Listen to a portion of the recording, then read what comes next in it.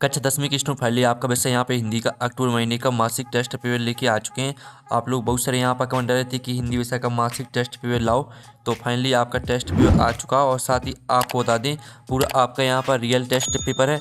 और साथ ही आपका यहाँ पर जो ठीक है 3 नवंबर से होने वाली है आपकी अर्धवार्षिक परीक्षा के पेपर भी आपको इसी चैनल पर मिलने वाले, ठीक है।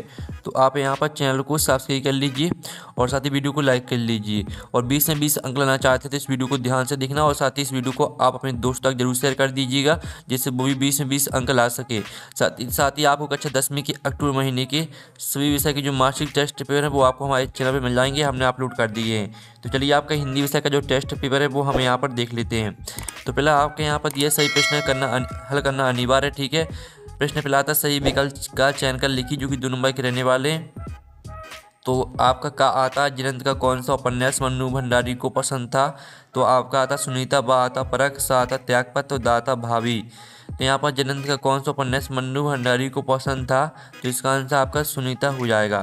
देन दूसरा खा आता या दंतुरित मुस्कान कविता में नागार्जुन ने किसकी मुस्कान का वर्णन किया है। तो आपका था माँ की, बात कवि की, और सा था छोटे बच्चे की, और दाता वृद्ध व्यक्ति की। तो इसका राइट आंसर आपका रहने वाला छोटे बच्चे की, ठीक है। यहाँ पर छोटे बच्चे की मुस्कान का वर्णन किया है। इस तरह से आपके जो सही विकल्प वो कंप्लीट हो जाते हैं। अब प्रश्न 2 आता है निम्नलिखित प्रश्नों का उत्तर लिखिए, ठीक है। आपके 2-2 नंबर के प्रश्न हैं, 5 प्रश्न रहेंगे जो कि आपके 10 नंबर के रहेंगे। पहला था फसल को हाथों के स्पर्श की गरिमा और महिमा का कवि नागार्जुन क्या व्यक्त करना चाहते हैं। तो चलिए इसका जो उत्तर है वो हम यहाँ पर देख लेते हैं। तो आप यहाँ पर देख लीजिए आपका यहाँ पर पहले प्रश्न का उत्तर रहने वाला कवि नागार्जुन फसल को हाथों के स्पर्श की गरिमा और महिमा कहकर यह व्यक्त करना चाहते हैं कि फसल केवल प्रकृति का परिणाम नहीं बल्कि उनमें मनुष्य के श्रम और योगदान का महत्व भी है, ठीक है। स्थापित करता है, यहाँ तक पूरा याद कर लेना है।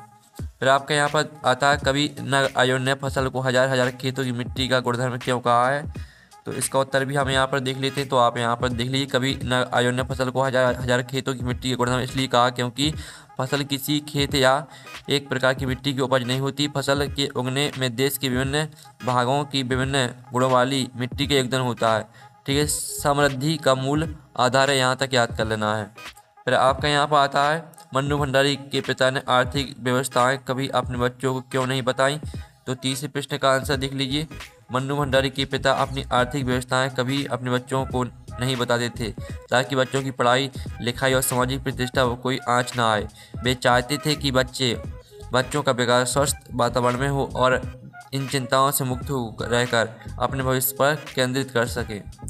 फिर आपका यहाँ पर आता है लेख का मन्नू भंडारी की व्यक्तित्व पर किन किन व्यक्तियों का प्रभाव किस रूप में पड़ा, लिखिए। तो इसका जो आंसर है वो हम यहाँ पर देख लेते हैं। तो आप यहाँ पर देख लीजिए लेख का मन्नू भंडारी की व्यक्तित्व पर मुख्य रूप से 2 व्यक्तियों का गहरा प्रभाव पड़ा। पिता का प्रभाव, इस हेडिंग को पूरा याद कर लेना है, और साथ ही आप यहाँ पर देख लीजिए माँ का प्रभाव, ठीक है। दोनों हेडिंग को पूरा याद कर लेना है। फिर आपका आता अमन कक्षा 10 का विद्यार्थी है, वह अपनी पूर्व कक्षा की पुस्तकें एक जरूरतमंद विद्यार्थी राकेश को देना चाहता है। अमन और राकेश के बीच के संभावित संवाद लिखिए। तो चलिए आपका संवाद हम यहाँ पर देख लेते हैं। तो ये आपका यहाँ पर संवाद दिया गया अमन और राकेश के बीच, तो इसका आप स्क्रीनशॉट ले लीजिए। फिर आपका आता है प्रश्न 3 निम्नलिखित गद्यांश की संदर्भ प्रसंग व्याख्या लिखनी जो कि 4 नंबर का रहने वाला। पिता के ठीक विपरीत थी हमारी बेपड़ी लिखी माँ, ठीक है। इसकी आप पूरा पढ़ लेना आप इसको, और इसकी संदर्भ प्रसंग व्याख्या आपको लिखनी है। तो चलिए हम पहले तो यहाँ पर संदर्भ देख लेते हैं।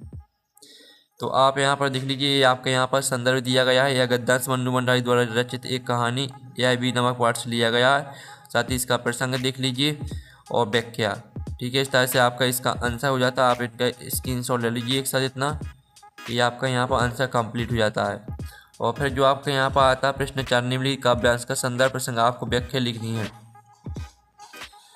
ठीक है। तो ये आपका काव्यांश दिया गया है, तो इसको पूरा आपको ध्यान से पढ़ लेना है। पहले इसकी जो व्याख्या है वो हम यहाँ पर देख लेते हैं। तो ये आपके यहाँ पर संदर्भ दिया गया है। यह काव्यांश कवि नागार्जुन द्वारा रचित फसल नामक कविता से उद्धृत है। और प्रसंग देख लीजिए और साथ ही इसकी व्याख्या देख लीजिए, ठीक है। इस तरह से आपका यहाँ पर आंसर हो जाता है, आप इनका स्क्रीनशॉट ले सकते हैं। तो इस तरह से आपका हमने प्रश्न 4 का आंसर भी करा दिया है। तो जो आपके हिंदी का टेस्ट पेपर है वो कंप्लीट हो जाता है। और साथ ही आपको यहाँ पर कक्षा 10वीं की सभी विषय के जो टेस्ट पेपर है वो आपको हमारे चैनल पर मिल जाएंगे, हमने डाल दिए हैं।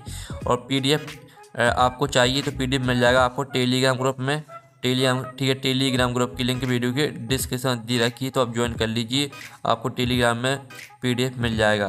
तो हम नेक्स्ट वीडियो मिलते हैं। Thanks for watching.